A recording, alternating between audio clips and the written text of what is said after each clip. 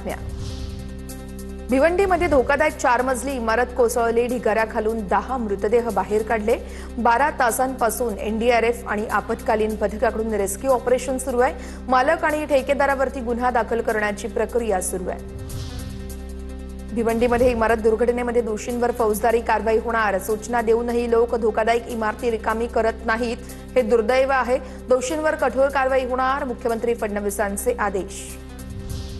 मंत्री गिरीश महाजन यांच्याकडून भिवंडीमध्ये दुर्घटनास्थळी पाहणी, परवानगी न घेता दुरुस्तीचं काम सुरू होतं। महाजनांची माहिती आहे, मृतांच्या नातेवाईकांना आर्थिक मदत देण्याचं आश्वासन। या ठिकाणी मृत्युमुखी पावलेले आहेत, 4 जण या ठिकाणी जखमी आहेत। अजूनही शोधकार्य सुरू आहे। पूर्वी महापालिकेच्या तर्फे प्रशासनातर्फे यांना नोटीस दिली गेलेली होती। 2 वेळा त्यांना बिल्डिंग खाली करा, धोकादायक आहे म्हणून सांगण्यात आलेलं होतं। 12-14 कामगार असतील, एखादं कुटुंब त्या ठिकाणी या अपघातामध्ये सापडलं। भिवंडी दुर्घटनेप्रकरणी पंतप्रधान कार्यालयाकडून दुःख व्यक्त। मृतांच्या नातेवाईकांना 2 लाख तर जखमींना 50,000 रुपयांची मदत जाहीर। मुख्यमंत्री फडणवीसांच्या हस्ते अण्णाभाऊ साठे संशोधन आणि प्रशिक्षण संस्था प्रकल्पाचं भूमिपूजन संपन्न। जुलै 2029 मध्ये स्मारकाचं उद्घाटन करणार।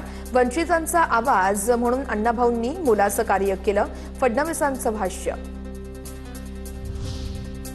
उपमुख्यमंत्री एकनाथ शिंदे 8 आणि 9 ऑगस्टला दिल्ली दौऱ्यावर जाणार। रक्तदान शिबिराला हजेरी लावणार। दिल्ली दौऱ्यामध्ये शिंदे भाजपच्या वरिष्ठ नेत्यांची भेट घेणार आहेत, सूत्रांची माहिती आहे।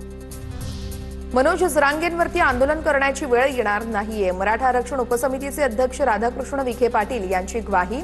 जरांगेंच्या मागण्यांवरती मुख्यमंत्री सकारात्मक, जरांगेंना सविस्तर अहवाल पाठवणार असल्याचीही माहिती।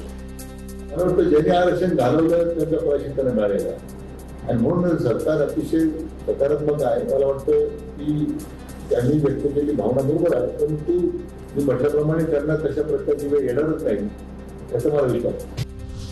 नोबेल पुरस्कारासाठी मुख्यमंत्र्यांनी चंद्रकांत पाटील यांची शिफारस करावी। संजय राऊतांचा खोचक टोला, दगडांवर आंदोलकांचे ठसे आधार कार्डशी लिंक होणार असं अजबच वक्तव्य चंद्रकांत पाटील यांनी केलं होतं।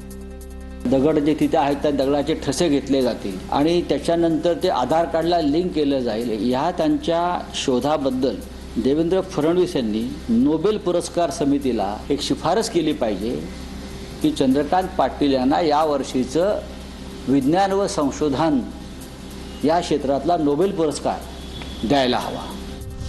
राजापूरमध्ये महाविकास आघाडीला मोठा धक्का। काँग्रेसच्या नगरसेविका अफरोज झारी यांचं नगरसेवक पद रद्द करण्यात आलं। जात प्रमाणपत्र अवैध ठरल्यानं जिल्हाधिकाऱ्यांची कारवाई आहे।